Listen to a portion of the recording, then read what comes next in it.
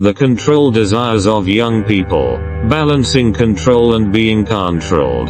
After undergoing the trials and challenges of society, young people typically enter the stage of life where they get married and have children. Along with this comes the tendency to repeat the patterns of their parents, exerting control over their own children. After living for more than a decade, this desire for control starts to grow.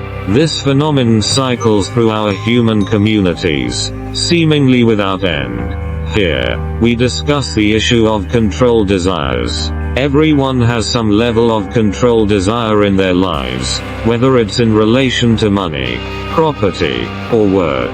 For instance, if someone were to take money from my credit card without my permission, I would find that absolutely unacceptable because it is my property and no one has the right to take it without my consent.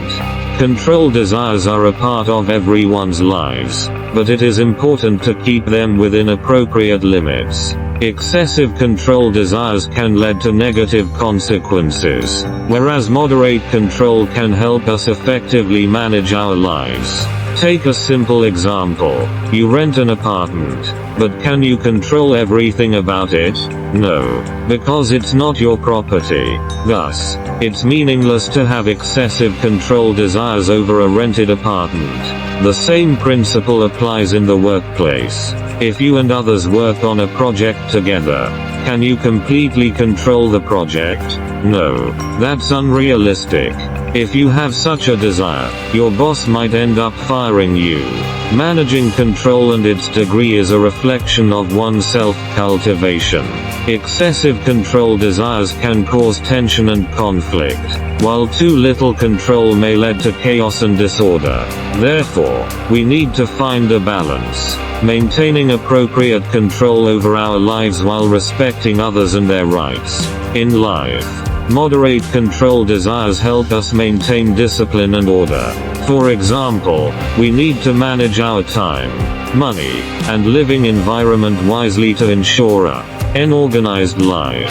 However, this control desire must be based on respect for others' rights and should not infringe on others' freedom.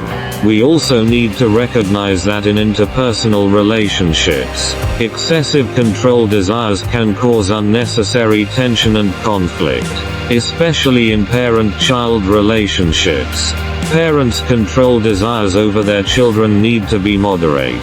Excessive control can hinder a child's growth and development, while moderate control aids their healthy growth. In the workplace, moderate control desires can help us remain professional and efficient. However, excessive control can lead to strained relationships with colleagues and harm teamwork.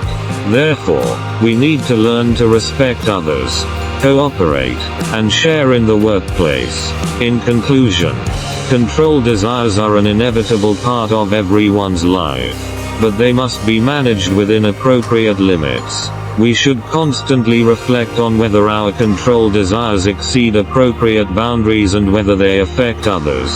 Finding this balance in life and work is a skill we all need to continually learn and improve. So, let's learn together how to find balance between control desires and freedom, maintaining inner peace while respecting others' rights. Only then can we maintain stability and harmony in this complex and ever-changing world. Are you ready? Are you willing to seek this balance in your life?